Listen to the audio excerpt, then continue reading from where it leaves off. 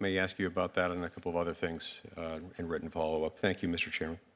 Thank you, Senator Lee. I'm going to ask unanimous consent to enter in the record summaries of 4 cases here which speak to this question of the sentencing experience of Judge D'Alba. United States versus Zuniga, a case this year involving coercion to engage in sexual activity with a minor. Judge D'Alba sentenced the defendant to prison for 36 months, followed by 120 months of supervised release, the exact sentence requested by the government. In United States versus Nickel, the defendant was found to have violated terms of his release by possessing without authorization sexually explicit material of a minor. You imposed a 24-month sentence, followed by 231 months of supervised release as recommended by the government. At this point, Senator Cotton, I believe, is next. Today we're holding another confirmation hearing. We do this a lot, so it can seem routine, but it's not. I want to tell a story about why it's so important that this committee thoroughly vet all nominees. Yesterday afternoon, we received the welcome news that Rachael Rollins, a radical pro-criminal Soros prosecutor, is resigning in disgrace from her perch as the U.S. Attorney in Massachusetts. Over 18 months ago, my colleagues and I warned that Rollins was unfit to serve as a U.S. Attorney.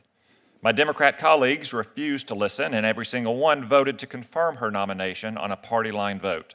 It was the first time in 28 years that we'd held a roll call vote on a U.S. Attorney nomination. The last time was in 1993 when Janet Napolitano earned a roll call vote for her role in smearing Justice Clarence Thomas, which this committee continues to do to this day, this afternoon even.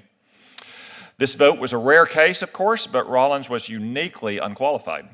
Her opposition was neither partisan nor reactionary. During the same session on this committee, we deadlocked on her nomination. We also voice voted another 8 U.S. Attorney nominees.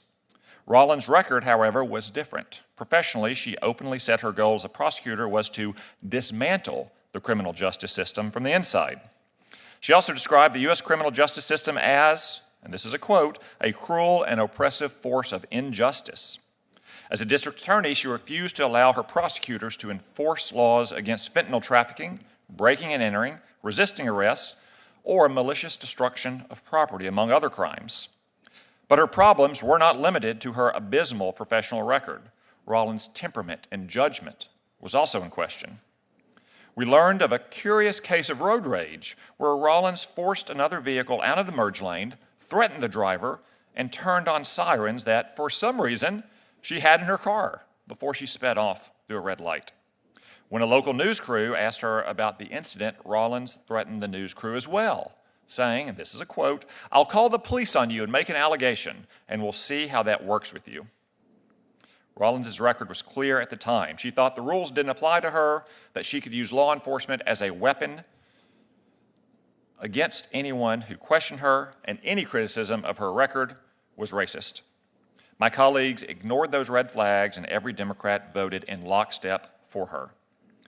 Before long, Rollins used her newly confirmed position as federal prosecutor for her own personal and political benefit, violating numerous laws.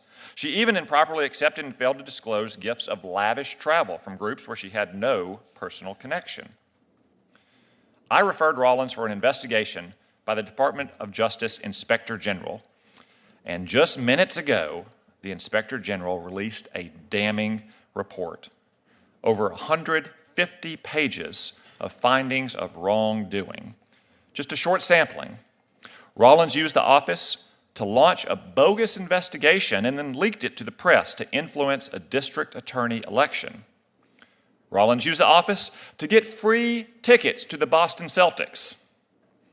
Rollins repeatedly lied to the Inspector General during the investigation. It's no surprise that someone who refused to enforce the law also refused to abide by it. Rollins is now running out of office one step ahead of the sheriff. Good riddance. To the nominees here today, you're nominated to lifetime appointments, so the stakes are even higher. I'll submit questions to both of you in writing, and I would respectfully request that you submit your answers promptly. To other Biden officials, including at the highest levels of the Department of Justice who continue to similarly abuse their positions, accountability will be coming for you too. I'll also note the Inspector General referred Rollins to the Department of Justice for a criminal investigation, and yet again, the politicized Biden Department of Justice refused to investigate its own political cronies, declining prosecution of a woman who repeatedly lied to the Inspector General. And in the meantime, including this past week, my Democratic colleagues continue to force radical nominees through on party line votes. I hope that this humiliating episode of support for the disgraced Rachael Rollins will give my Democratic colleagues a change of heart, and they'll begin taking their role in vetting Joe Biden's nominees a little more seriously. Thank you, Senator Cotton. Senator Kennedy. Thank you, Mr. Chairman, Judge Del.